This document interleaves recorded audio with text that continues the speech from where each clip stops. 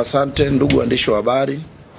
Kwa majina naitwa Filipo Mwakibinga, ni Mtanzania.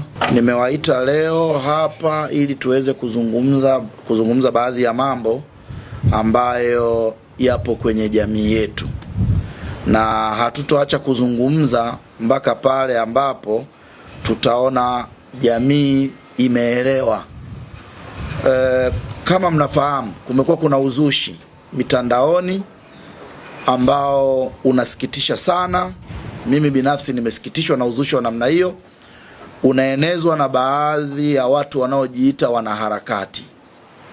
Baada ya kukosa malipo kutoka kwa mabwana zao wanaowatumia, wameamua kuja na mkakati mwingine wenye lengo na nia ovu ya kuonesha kuwa eti pengine Mheshimiwa Rais wa Jamhuri ya Muungano wa Tanzania Mama Samia Suluhu Hassan kwamba anaweza kuwa na tofauti na baadhi au na wasaidizi wake.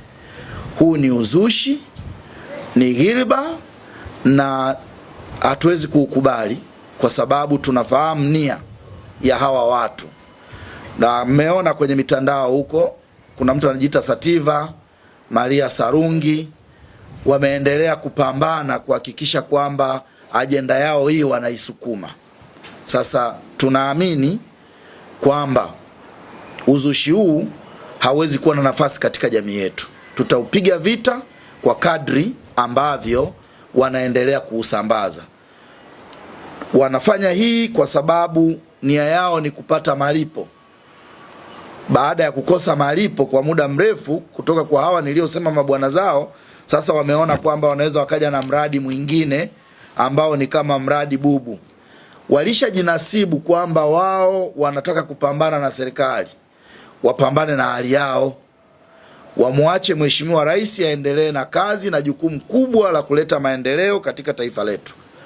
Tuendelee kuungana ndugu zangu, kuhakikisha kwamba tunapiga vita kwa nguvu zetu zote kama Watanzania wazalendo, ili wasirudie tena kutuingiza katika migogoro ambayo imekuwa haina tija katika taifa letu.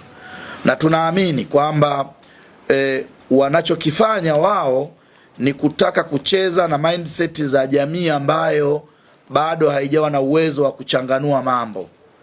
Ndio maana wanaleta mambo yao ya umbea usiokuwa na maana.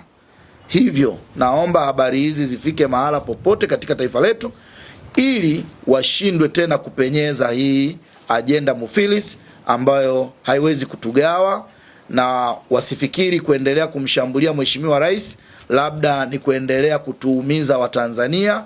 Ni kitu ambacho hatutokubali, na tunaamini kabisa kwamba hawawezi kupambana kwa sababu tayari hali zao ni mbaya.